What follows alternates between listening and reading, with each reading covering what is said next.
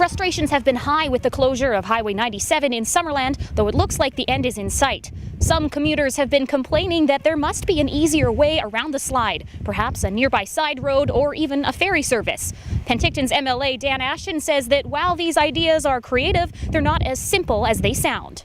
Strategically, there may have been an opportunity to drop off of the highway, and I think it's Callum Road that goes along and then come back up. That option was discussed, but ultimately not used for fear of the slide continuing, choosing instead to leave a lane on the highway open strictly for hospital transfers. As for ferries, they've been discussed, but are problematic. It's just really, when you think about it, it's a good idea, but it's just not practical because, where do you load, how do you unload, and the lake has a tendency to be a bit rough sometimes. That same stretch of highway has seen other slides over the years, some severe enough to cause closures.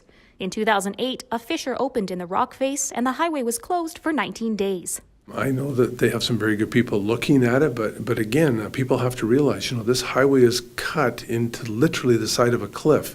And it doesn't take much when you're driving north or south on that highway and looking up and, seeing those cliff faces above it. So we have to be prepared. This isn't like building roads in the prairies. In the future, he says response could be handled differently. If something like this was to happen again, to be prepared a little bit quicker to open up the 201 or something like that. Ashton said he hopes the fixes that are being put in place now are going to be enough to keep the area stable. For Castanet in Penticton, I'm Chelsea Powry.